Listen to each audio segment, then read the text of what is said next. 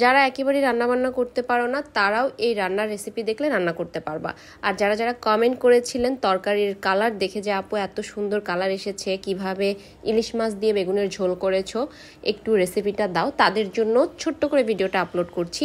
আর এই রেসিপি করতে গেলে একদম কোনো রকমের বাটাবাটি মশলা লাগে না। তো চলেন রান্না শুরু করা যাক। হ্যালো এভরিওয়ান, আসসালামু আলাইকুম, welcome to my another video. আজকে রান্নার রেসিপি নিয়ে চলে আসছে আপনাদের জন্য। প্রথমেই যেটা করতে হবে, কড়াইয়ে পরিমাণ মতো তেল দিতে হবে, তারপর আগে থেকে কেটে রাখা পেঁয়াজ, রসুন আর কাঁচামরিচ দিয়ে দিতে হবে।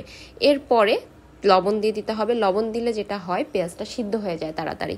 তারপরে হলুদ দিয়ে দিতে হবে। হলুদটা একটু ভাজা ভাজা হয়ে গেলেই পানি দিয়ে দিতে হবে।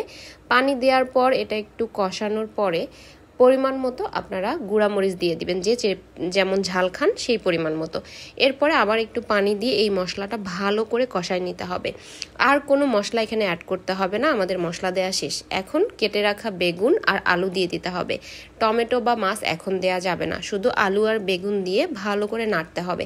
এখানে কোনো পানি অ্যাড করতে হবে না, বেগুনের যে একটা নিজস্ব পানি আছে ওইটাই বের হয়ে যাবে। এই পানি দিয়ে এটাকে আলু আর বেগুনটাকে ভালো করে কষায় নিতে হবে। দেখেন এই পর্যায়ে কত সুন্দর একটা কালার আসছে।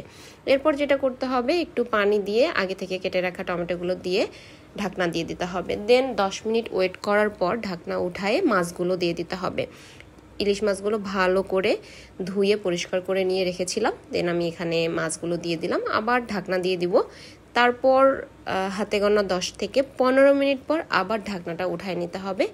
এই যে আমার রান্না অলমোস্ট হয়ে গেছে। এখন যেটা করতে হবে, একটু নিচে থেকে কড়াইয়ের নিচে যাতে লেগে না যায় আলু, এই জন্য একটু নিচে থেকে নাড়া দিয়ে দিতে হবে আস্তে আস্তে, না হলে মাছ কিন্তু ভেঙে যাবে, আর মাছ ভেঙে গেলে ভালো লাগবে না। তো আমি যে আস্তে আস্তে নেড়ে দিচ্ছি যাতে নিচে দাগ না লেগে যায় বা আলু পোড়া না লেগে যায়। তো আমার রান্না অলমোস্ট শেষ। অ্যান্ড এ পর্যায়ে চুলার আঁচটা একটু কমাই দিতে হবে। এখানে নতুন করে কোনো মশলা অ্যাড করতে হবে না। আমার রান্না অলমোস্ট ডান। দেখতেই পাচ্ছেন কত সুন্দর একটা কালার আসছে। অ্যান্ড এইটা দিয়ে গরম ভাত খেতে অনেক বেশি মজা লাগে। আমার আবার একটা তরকারি হলেই হয়ে যায়, 2-3টা তরকারির প্রয়োজন হয় না। ভাই একই আমি গরিব মানুষ, এত লাক্সারিয়াস লাইফ আমি লিড করি না। আর এই রেসিপিটা আমি রান্না করেছিলাম যখন সাইমা আমার বাসায় বেড়াতে এসেছিল। বাসায় কোনো বাজার ছিল না, ইনস্ট্যান্ট হাতের কাছে যা ছিল তাই দিয়ে রান্না করে ফেলেছিলাম। বাসায় ট্রাই করবা, আর কেমন হয় আমাকে অবশ্যই কমেন্টে জানাবে। আল্লাহ হাফেজ। সব মজা কি বলবো আর, ঘরে বাজার নাই, চালও ছিল না, রান্না শেষ করে চাল আনছে, তারপরে ভাত রান্না।